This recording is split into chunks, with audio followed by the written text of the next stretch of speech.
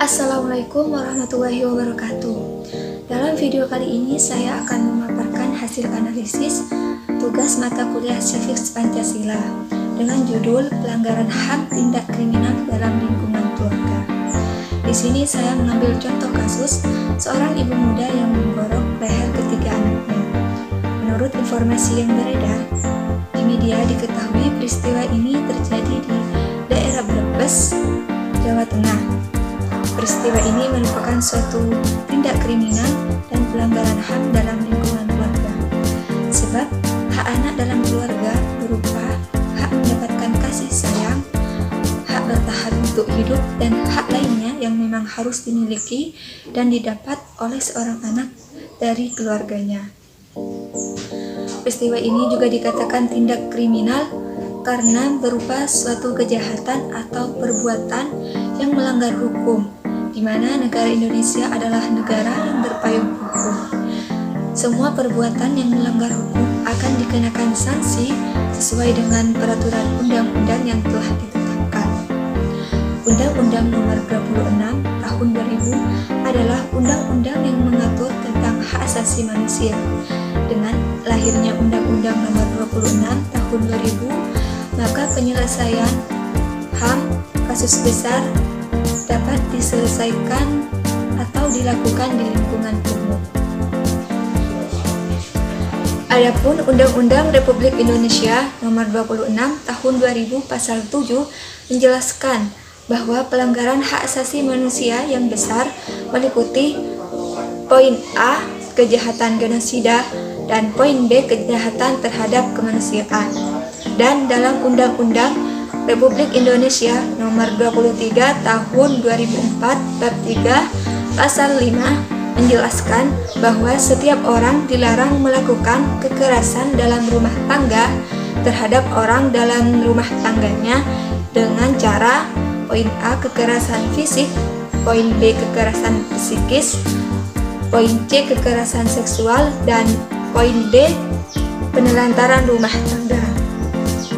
Dan telah dikatakan tadi bahwa dalam peristiwa ini menyebabkan satu anaknya tewas. Adapun undang-undang yang mengatur tentang penentuan pidana yaitu terdapat dalam Undang-Undang Republik Indonesia Nomor 26 Tahun 2000 Pasal 37 tentang penentuan pidana yang menjelaskan bahwa setiap orang yang melakukan perbuatan yang berupa pembunuhan, pemusnahan, pemudakan, dan perampasan kemerdekaan dapat dikenakan hukuman pidana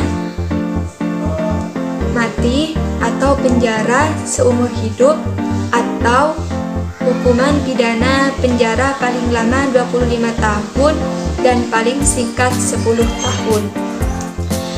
Di Indonesia, anak-anak dilindungi oleh perlindungan hukum yang terdapat dalam Undang-Undang Nomor 35 Tahun 2014, di mana merupakan perubahan atas Undang-Undang Nomor 23 Tahun 2002 tentang perlindungan anak yang mempertegas perlunya pemberatan sanksi pidana dan denda bagi pelaku kejahatan terhadap anak.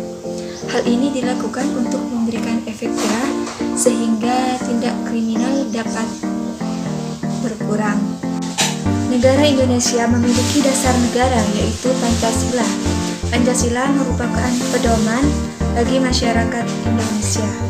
Namun dapat dikatakan peristiwa tersebut melanggar beberapa nilai dari sila Pancasila.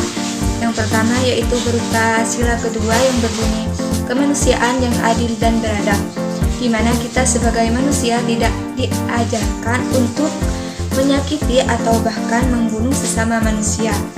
Kita harus memperlakukan manusia sesuai dengan harkat dan martabat sebagai makhluk ciptaan Tuhan. Dan pembunuhan dan kekerasan merupakan perbuatan yang tidak beradab. Yang kedua yaitu melanggar sila ketiga yang berbunyi keadilan sosial bagi seluruh rakyat Indonesia. Kita sebagai bangsa Indonesia menekankan keadilan sosial yang merata bagi rakyat Indonesia. Hubungannya dengan kasus ini adalah melanggar terhadap nilai-nilai keadilan. Mungkin hanya itu saja. Jika terdapat kesalahan dan kekurangan mohon dimaafkan. Wassalamualaikum warahmatullahi wabarakatuh.